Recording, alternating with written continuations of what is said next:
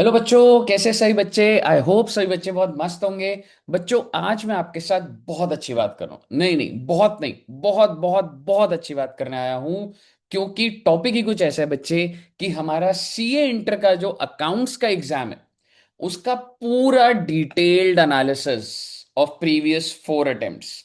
जी हाँ, पिछले 4 अटेम्प्ट्स में आईसीआई का जो पैटर्न रहा है उसको हम बहुत ही बारीकी से एनालिसिस करेंगे। कौन से क्वेश्चंस कंपलसरी आते ही आते हैं, कौन से चैप्टर से कितने मार्क्स का आता है, केस सिनेरियोस कैसे आती हैं। तो वीडियो में एंड तक बने रहिएगा एंड ये वीडियो आपके लिए बहुत हेल्पफुल होने वाली है। और हाँ, अगर आपको वीडियो पसंद है तो लाइक जरूर करना बच्चे, और चैनल को शेयर करिए और सब्सक्राइब भी करिए, सो दैट जो भी रेलेवेंट सीए फाउंडेशन और CA intermediate end of course CMA and CS के भी, CS executive, CMA foundation and CMA inter, कोई भी रेलेवेंट वीडियोस होंगी वो जरूर आपको मेरे चैनल पर मिलेंगी। चलिए आइए स्क्रीन पर।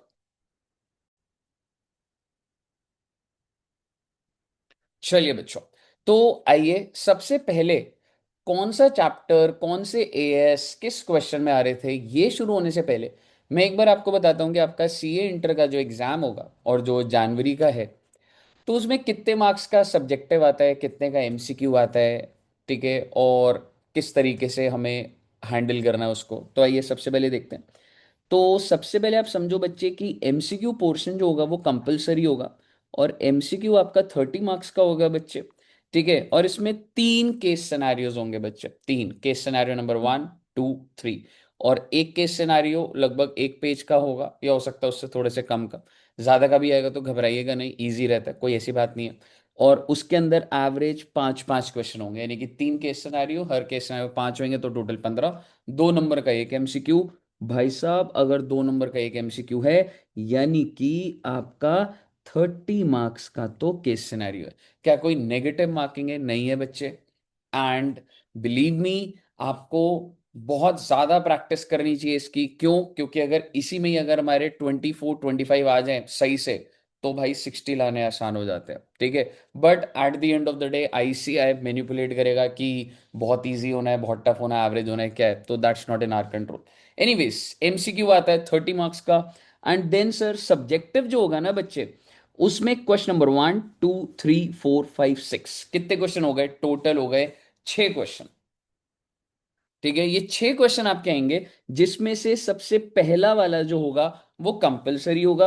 एंड जनरली वो भी एएस रिलेटेड होता है, ऐसा कोई रूल नहीं है, बट जनरली वो भी एएस रिलेटेड होगा। फिर 2, 3, 4, 5, 6, यानी कितने, 5 क्वेश्चन में से आपको कोई भी 4 अटेम्प्ट करने होंगे।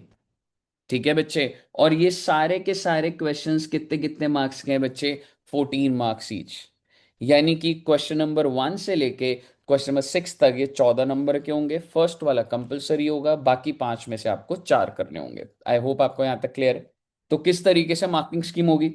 अगर आपको एक बात बताओ, इनमें से कोई 4 करने हैं तो 56 का ये हो जाएगा, 14 नंबर का ये हो जाएगा। तो 56 और 14, ये 70 नंबर बन गए आपके सब्जेक्टिव के, और 30 मार्क्स हो गए एमसीक्यू के। तो आई होप आपको पहले ये समझ आया कि पेपर पैटर्न कैसा होगा। बहुत अच्छी बात है जी। अब अगर आपको पेपर पैटर्न क्लियर है, तो अब आप समझिए कि मैं केस सिनेरियो का डिटेल्ड एनालिसिस कर रहा हूं। अगर आपको ऐसा लग रहा है ना कि एक ही केस सिनेरियो में सिर्फ अकाउंटिंग स्टैंडर्ड होगा और उसी से, आई मीन 7 है 2 है उसी से होगा, आपको ऐसा गलत लग रहा है, खिचड़ी बनकर आने वाली है। लेकिन वो बहुत डिफिकल्ट खिचड़ी नहीं होती। टैक्स में जैसा होता है बच्चे की, बहुत, आई मीन एक एक लाइनर पे घुस जाते हैं, वैसा नहीं होगा। लेकिन आप ये कह सकते हैं कि एक ही केस सिनेरियो के अंदर 2-3 अकाउंटिंग स्टैंडर्ड्स होंगे बच्चे, और वो समझ आ जाएंगे, डोंट वरी, घबराओ नहीं। ठीक है, चलिए। तो अभी मैं एकदम लास्ट अटेम्प्ट की बात अगर करूं, दैट इज September 25। तो इसमें केस सिनेरियोज आप देखेंगे बच्चे, case scenario 1, 2, 3, total 3 case scenario आए थे। और किस किस पर आए? अब देखिए, AS17 के ऊपर 8 मार्क्स का आया। ठीक है बच्चे, तो इतना छोटा सा स्टैंडर्ड है और कितने मार्क्स का आ गया बच्चे? 8 मार्क्स का।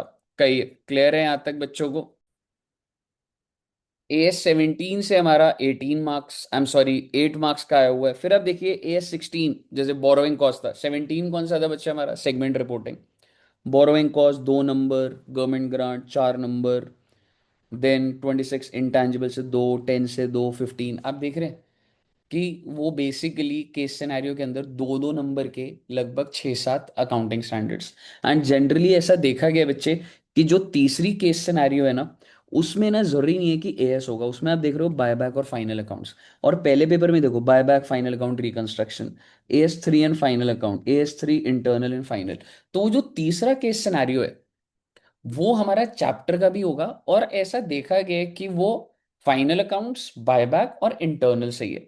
तो आप ये कह सकते हैं कि जो हमारा तीसरा वाला है ना, जनरली कोई रूल नहीं है, but you can say that तीसरा वाला तो sir buyback, internal reconstruction, final accounts इससे है। एंड फाइनल अकाउंट पता है किससे है? कि रिजर्व्स एंड सरप्लस का नेगेटिव बैलेंस हो सकता है, नहीं हो सकता, डिविडेंड वाले। तो मैं आपके साथ वो भी डिस्कस करूंगा, लेकिन आपको पता होना चाहिए सर फाइनल को तो बड़ा चैप्टर है कैसे, तो ये वो वाले आ रहे हैं बच्चे की प्रेजेंटेशन बताओ, करंट लाइबिलिटीज के अंदर क्या क्या चीजें आ रही हैं, कुछ ऐसे करके वो ना वैसे करेंगे, current maturity of long term debts. ठीक है, इस तरीके से आपको प्रेजेंटेशन के ऊपर वो 2 नंबर का पूछ लेते हैं। ठीक है, तो आपको एक चीज समझ आई होगी कि सर ये तो मतलब केस सिनेरियो, मैं सिर्फ केस सिनेरियो शेयर करूंगा पहले। तो मतलब ये तो 6-7 स्टैंडर्ड से दो दो नंबर एवरेज लग रहा हो, किसी एक स्टैंडर्ड से एबनॉर्मली हाई। अच्छा, मई में देखते हैं। AS 7 से 6 नंबर कंस्ट्रक्शन कॉन्ट्रैक्ट 10, ओहो 10 पहले भी आया था। 26 पहले भी आया था उसी से दोबारा। 9, AS 13, 11, 25, 19। तो आप देखिए दो दो नंबर से। एंड बिलीव मी बच्चों, मैं एक एक पेपर देखने के बाद यहाँ पे लिखा है, मैंने खुद से सारे पेपर देखे। आपको इलस्ट्रेशन सारी आनी चाहिए अपने एएस की, आपको उनके एमसीक्यूज आने चाहिए और पीछे के क्वेश्चन आने चाहिए आपको, तो आपको कोई घबराने की बात नहीं है। एएस में बच्चे को लगता है सर थ्योरी इतनी लिखी है, देखो कोई एक आध पॉइंट अगर आ जाए तो अलग बात है, बट बिलीव मी, अगर आपने ईमानदारी से सारी इलस्ट्रेशन, सारे क्वेश्चन और एमसीक्यू कर लिए, एंड ऑब्वियसली पीवाईक्यू के पॉइंट्स और आरटीपी, तो कोई घबराने वाली बात नहीं। सिमिलरली जनवरी 25 में AS 12, AS 28, 22 हमारा डेफर टैक्स 8 नंबर का।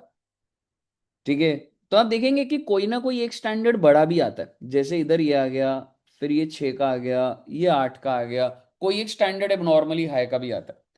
एंड इफ वी सी, और हर बार ऐसा नहीं होता पहला केस सिनेरियो 10 नंबर का ही होगा, ऐसा नहीं है। क्योंकि देखो ये तो सिर्फ 8 का था। ठीक है, अब मैं इसकी बात करूं, ये भी 8 का था, ये तो 10 का, और अगर कोई चीज 8 का होगा तो ये 12 का बन जाएगा अगला वाला। ठीक है, तो ये वेरिएशन तो चल रही है। देन September 25, जस्ट September 25 से एक साल पहले, AS 2 2 नंबर, 10, 16, 13। आप देखेंगे जैसे 10, 16 आपको दिख ही रहा है ना, मतलब 3 भी दिख रहा होगा आपको बीच बीच में। 9, 29 कंटिजेंट लाइबिलिटी, अब देखो 4 अटेम्प्ट में एक बार आया हुआ है वैसे केस सिनेरियो के अंदर से। 4, 18, 19, 20। तो ऐसे ये तो नंबर चल रहा है सर, लेकिन कौन सा स्टैंडर्ड बिल्कुल नहीं पूछा हुआ। वन नहीं दिख रहा सर। ओहो, वन नहीं दिख रहा बेटे, इसका मतलब ये नहीं है कि वन आएगा नहीं, पता कुछ नहीं होता बेटे। ठीक है, AS 5 भी नहीं दिखा वैसे। 2 तो दिख गया, 3 भी दिख गया, कैश फ्लो है नीचे। 4 भी थोड़ा सा दिख गया अभी, फोर्थ भी आया था ना अभी, था 4 भी था बेटे। ठीक है, ये रहा इधर ही था। ठीक है, तो कहने का मतलब है कि AS 11 आपको बिल्कुल नहीं दिखा इधर, आई थिंक 11 है, ये रहा थोड़ा सा। कहने का मतलब ऐसे बहुत, मतलब प्रोमिनेंट भी नहीं है, लेकिन दो दो नंबर करके है। तो मतलब ठीक है, अगर तुम एएस सही से कर लोगे, बिलीव मी केस सिनेरियो मैंने एक एक देखे, एक एक डिटेल्ड एनालिसिस करें, मॉड्यूल कर लो, पीछे क्वेश्चन कर लो, आप 90% केस सिनेरियो सॉल्व कर दोगे, 90%। ठीक है बच्चे, तो आइए अब हम चलते हैं। तो मोटा मोटी तो case scenario is as dominated. ठीक है, एक्सेप्ट केस सिनेरियो थर्ड वाला, जिसमें दे ब्रिंग अ मिक्स, लेकिन case scenario is as dominated. अब हम देखते हैं कि सर सब्जेक्टिव पार्ट पे क्या है। तो जैसा कि मैंने आपको बताया था कि क्वेश्चन नंबर 1 to 6 होंगे, और आपको कोई भी 4 करने हैं उसमें से। ठीक है बच्चे, तो 1, 2, 3, 4, 5, 6, और कोई भी, आई एम सॉरी, कितने करने होंगे? 5 करने होंगे। ठीक है जी, जिसमें से क्वेश्चन नंबर 1 क्या है? कंपलसरी। तो आइए एक बार हम क्वेश्चन नंबर 1 का एनालिसिस करते हैं विद ऑल द पैटर्न्स। ठीक है, क्वेश्चन नंबर में देखो, ओहो, September 25 की बात कर रहा हूं मैं। सर ये तो AS22 आ गया, एएस डोमिनेटेड है।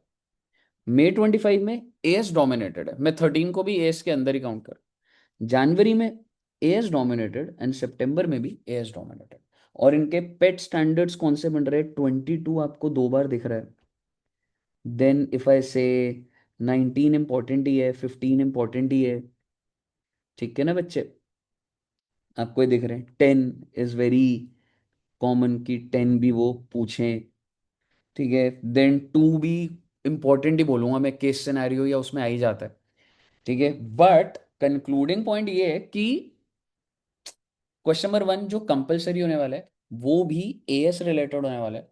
दैट मीन्स मोटा मोटी दो केस स्टडीज ऊपर, वो 20 नंबर की, 10 नंबर का क्वेश्चन नंबर 1।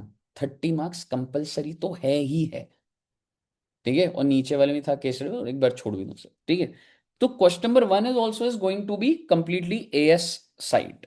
ठीक है बच्चे, आइए अब अगर हम देखें क्वेश्चन नंबर 2, ये बड़ा इंटरेस्टिंग है। क्वेश्चन नंबर 2 अगर आप देखोगे, सितंबर में फाइनल अकाउंट्स 14 नंबर का, उससे पिछले अटेम्प्ट में 14 नंबर का, then internal and then final accounts. अगर मैं ऐसा प्रिडिक्ट करने बिलीव नहीं करता, हमें सारी प्रैक्टिस करनी होती है, बट मुझे ऐसा बहुत इंट्यूशन है कि इंटरनल रिकंस्ट्रक्शन आएगा अब की बार। लेकिन इससे ये मत कर देना बेटे फाइनल अकाउंट्स हल्का कर देना। बट फाइनल अकाउंट्स भी आ रहा है, that's very good news for you. कितना छोटा चैप्टर है बच्चे। और याद रखिएगा इसमें डिविडेंड वाले पॉइंट जरूर करिएगा, डिविडेंड का आता है बार बार। ठीक है, एंड प्रेजेंटेशन, वो जो स्केड्यूल, जो आपका बैलेंस शीट की प्रेजेंटेशन है, पीएनएल की प्रेजेंटेशन है शेड्यूल 2 के अंदर, वो जरूर देखिएगा बच्चे। ठीक है, तो अच्छे से करिएगा। ठीक है, 14 नंबर है, 14 मार्क्स, मजाक नहीं है भाई, बहुत बड़ी बात है। फिर अगर मैं थर्ड क्वेश्चन देखूं, अच्छा पहले मैं आपको बताता हूं जो एकदम सिमिलर पैटर्न है। ठीक है, तो सेकंड क्वेश्चन का तो आपको दिख ही रहा है, या तो फाइनल अकाउंट्स या इंटरनल। आप एक कंक्लूजन डाल सकते हो। अगर मैं यहां पर इससे भी कंक्लूड करूं, क्वेश्चन नंबर 1 तो एएस का होने वाला है, क्वेश्चन नंबर 2 या तो फाइनल अकाउंट्स या तो इंटरनल रिकंस्ट्रक्शन। ठीक है बच्चे, फाइनल अकाउंट्स या तो इंटरनल रिकंस्ट्रक्शन। अब अगर मैं क्वेश्चन नंबर 4 पे आ जाऊं पहले, जो कि एकदम फेमिलियर आपको, ताकि ड्रिल डाउन हो। अमेलगमेशन, अमेलगमेशन, अमेलगमेशन, अमेलगमेशन, हर बार 14 नंबर का अमेलगमेशन, यानी कि फोर्थ क्वेश्चन तो आपका अमेलगमेशन का ही आएगा। And let me tell you, you never know, ठीक ठीक क्वेश्चन आ रहे हैं, लेकिन कभी कभी एकदम बहुत अजीब क्वेश्चन भी आ सकता है। तो हमको क्या करना होगा, मैं हर बार जो क्लास में आपको बता रहा हूँ, ICI, PYQ, RTP, MTP और मॉडल टेस्ट पेपर्स भी, 14 नंबर की बात है जी, बहुत बड़ी बात होती है। Next predictable thing is question number 5। Question number 5, consolidated financial cash flow consolidation, consolidation, consolidation, consolidation, ये सारा का सारा क्या है बच्चे आपका? कंसोलिडेशन का। तो इसका मतलब क्वेश्चन नंबर 5 भी एकदम प्रिडिक्टेबल है, कंसोलिडेशन आएगा ही आएगा। मैं आपको पहले से बताता हूँ, मुझे पता है ऐसा बच्चे करते हैं, उनके दिमाग में आता है या तो अमेलगमेशन छोड़ देते हैं या कंसोलिडेशन छोड़ देते हैं।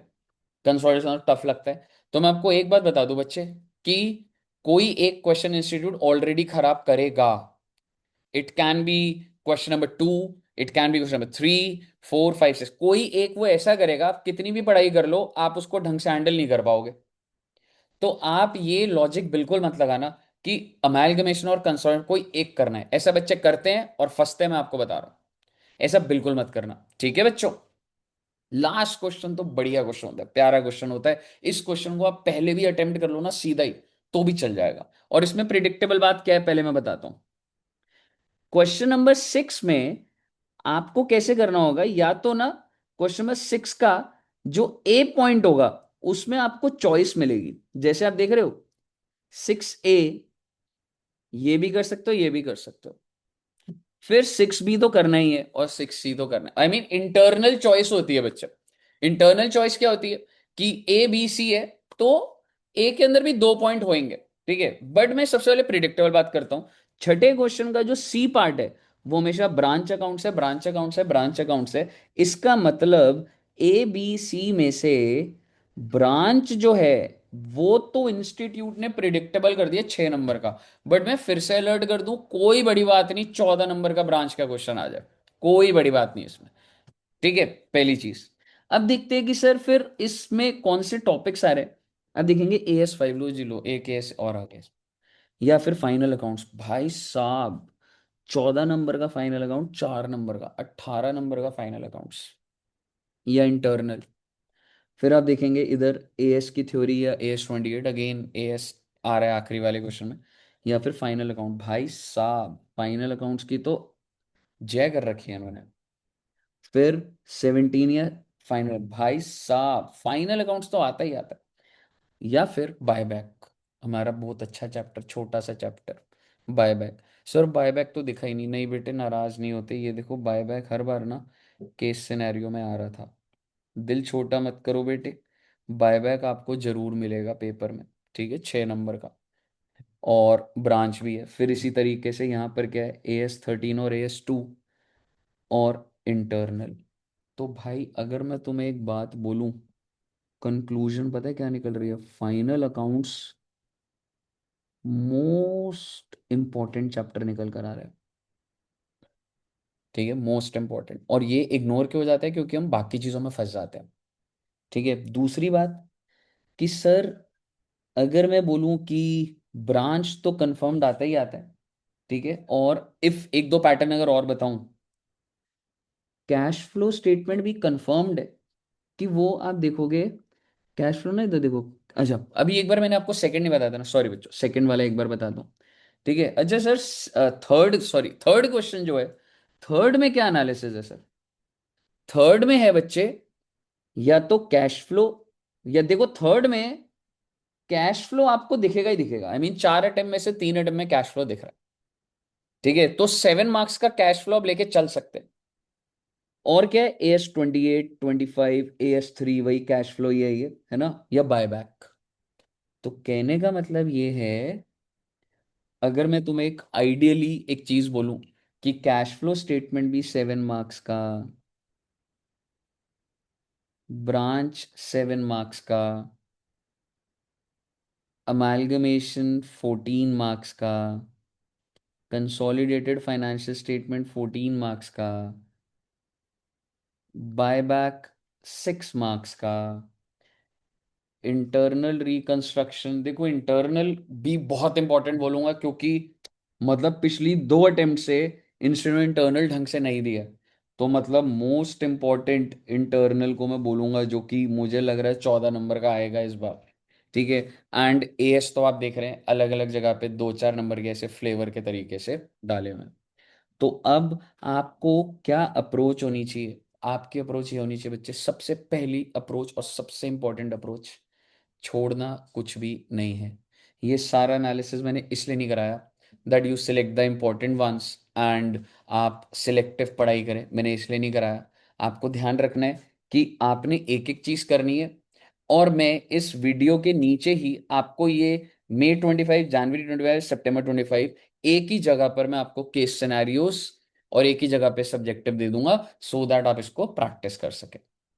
आई होप आपको काफी अच्छा इंसाइट मिला होगा, एंड मैं नेक्स्ट वीडियो में इनकम टैक्स एंड GST का इसी तरीके से इंसाइट लेकर आऊंगा। अगर आपको वीडियो पसंद आई है तो भैया लाइक कर देना, इतना तो कर ही सकते हो, और पसंद आई है तो कमेंट भी कर लो, बात कर लेंगे थोड़ी सी। Thank you very much, bye bye bye bye.